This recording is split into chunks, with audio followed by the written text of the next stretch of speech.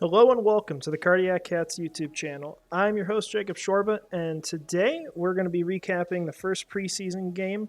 It just got finished up here about half an hour ago. It's definitely an exciting one if you watched, especially at the end.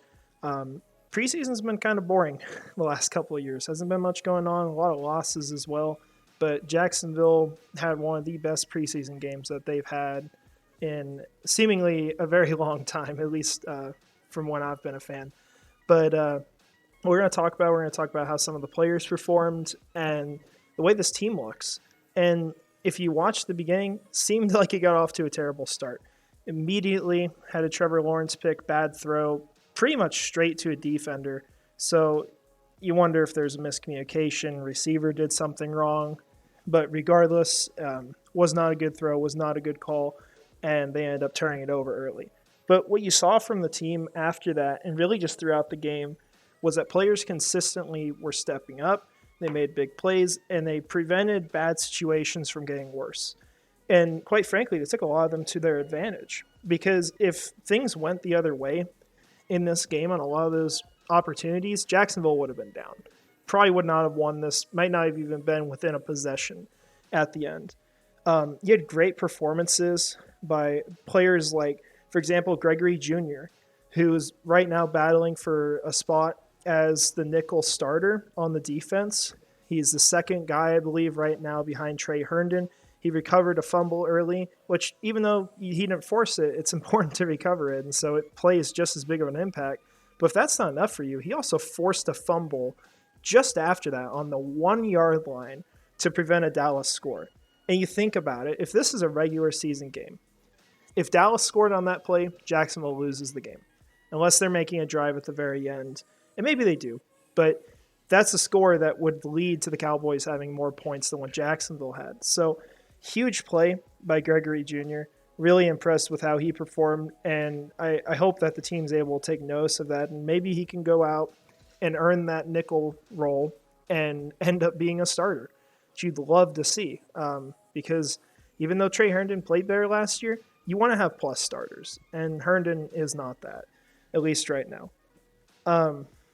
Other than that, one thing I did want to highlight was an early play by Anton Harrison, and not sure how many people caught this, because you don't really see a lot from like the offensive line from the players, and generally you notice them more when they give up a sack. But Anton had a great play early in this game while he was on the field, and his play directly led to the first touchdown of the game. So we're going to watch this.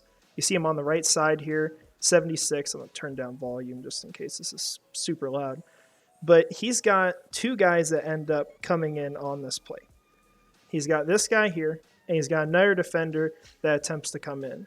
And so you'll watch him here. He takes this one because this defender is trying to do a cross move over around Anton Harrison, which would have been a sack. And instead of letting that defender double up on him, you watch Anton pass off the guy to Brandon Scherf. And he picks up the rusher, stops him. Trevor's got time. The left tackle gives up the defender on the play, but it's too late at that point. Lawrence throws a touchdown. And so definitely a great play by Anton Harrison, something you can be impressed by for his first game. And really, he's a player. He's young. He's got a ton of talent. He moves quick. You saw it on that play because he's going up against a guy who had a lot of speed. And if he can continue to improve in those aspects, he's going to be a much better player as time goes on. So, man, great thing to see from Anton, especially in his first game. We're used to seeing rookies struggle early on, so I'm happy to see that. On some other notes, the defensive line was very impressive throughout this game. Got a ton of pressure on the Cowboys. And we'll look at some of the stats. I don't know them specifically, but you go down, you see a lot of players got involved. You see a lot of rookies got involved. You see Nazir Abdullah got one, I think, in the third quarter. Ventrell Miller got in on it late in a part of the game where it was really starting to come down to the wire. Devon Hamilton even, he's not been super productive in that aspect. He's more so been not much of a stats guy, but still having an impact on the field. He was consistently getting pressure in the backfield throughout the game, so that was impressive.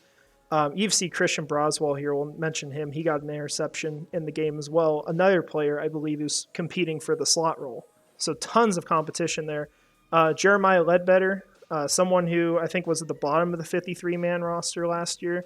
He got involved, and so he got 4 sacks on the game. But really impressive performance by the defensive line.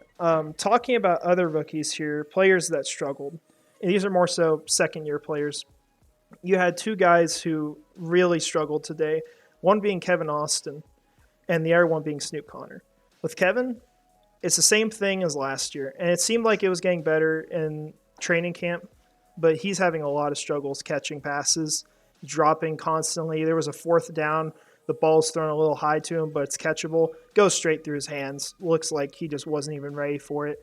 And turns up giving Dallas the ball, I think, on Jacksonville's side of the field. I'm pretty sure they scored off that. So bad play there for sure. And then you also, after that from Snoop Conner late in the game, with Rourke's play, and we'll get into that because that's the highlight of this game, even if it doesn't really mean a whole lot for the regular season. Snoop Conner ended up fumbling late in the game. After this was pretty much sealed up, gave Dallas a chance. Dallas took advantage, scored, got the extra point. All they needed was a touchdown. Jaguars iced the game still, thanks to Rourke, but that kind of play is going to get you kicked off the team. It's going to get you on a practice squad, and you might not even make the practice squad if you're playing like that. And unfortunately for Conner, we're rooting for him as we are every player, but he's just not been that impressive so far, and that is a play that is going to do nothing but just plummet your stock with the team. So definitely not something you wanted to see from him. Now, let's talk about the big guy from this game. If we're talking about people who could potentially be starters that had the biggest impact, the best player in this game, in my opinion, is going to be Gregory Jr. And I think as well, Devin Lloyd did really well. You saw him play like he was possessed out on the field. But the guy we are going to talk about that had probably the best game out of the whole team, it has to be Nathan Rourke. And he's unfortunately in a situation where I don't see a scenario for him making the roster. Now, what could happen is I know they have emergency quarterbacks this year.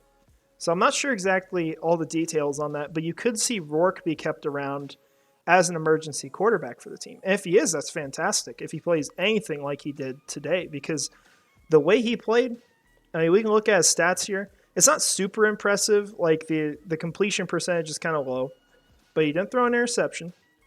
He threw a touchdown, and the touchdown, in my opinion, from what I've seen throughout my life, is the best play I've ever seen in the preseason ever. And it may be the best throw I've ever seen from a Jaguars quarterback. Doesn't mean he's the best Jaguars quarterback ever, right? But he had an amazing throw. We're going to just watch this over because y'all deserve to watch this. I mean, we've waited a long time to see this team play again. This was exciting. You see bad offensive line play, swarm him, 4 potential sacks, evades them, throws a dot for a touchdown. Just impressive from him. Throws it to Quadre Olison, I believe is his name. But great play.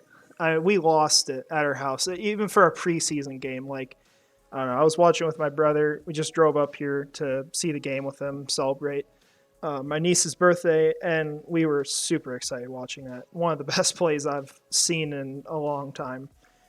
But Rourke, he played great. He had a really good game. And even at the end, after Snoop Conner's fumble, Jacksonville got the ball back following a Dallas score. It looked like they could have punted. It was a 3rd down long. Rourke took off, used his legs, got a touchdown. Even earlier in the game, rushed for a touchdown too. So he was very, very competitive. And I believe I accidentally said he got a touchdown in the 3rd and long. It was a 1st down to win the game, is what I meant. But you love the way he performed, and I'm really happy for him. I hope that there's a way for him to stay on this roster, maybe as that emergency quarterback. I'll have to look into it, how that works, but I think that could definitely be the case. Now, one issue I do want to mention before we kind of wrap this whole thing up, there was a very, very big problem with penalties tonight, almost to like a laughable extent. You see 13 penalties called against Jacksonville. They were throwing flags practically every other play. They got so crazy with it at a point that they threw a flag on a quarterback kneel at the end of the game. That is how bad it was today.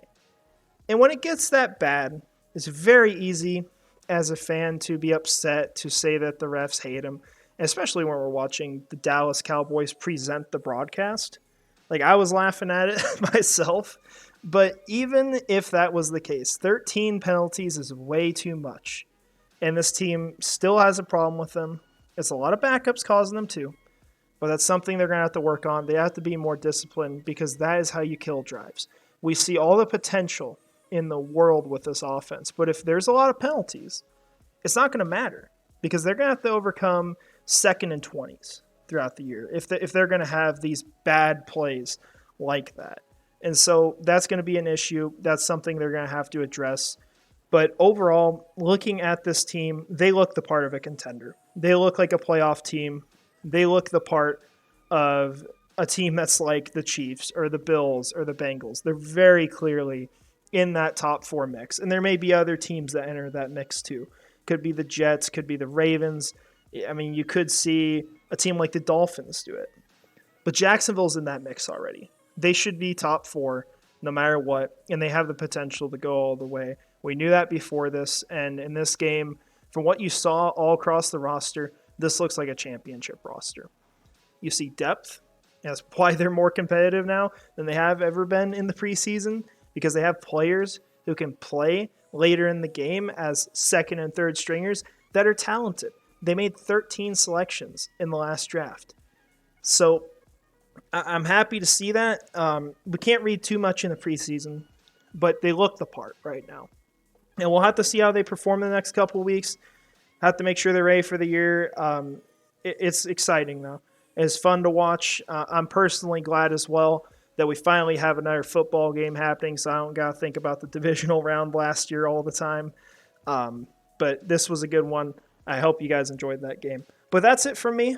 We'll definitely talk about the game next week and if anything happens between then.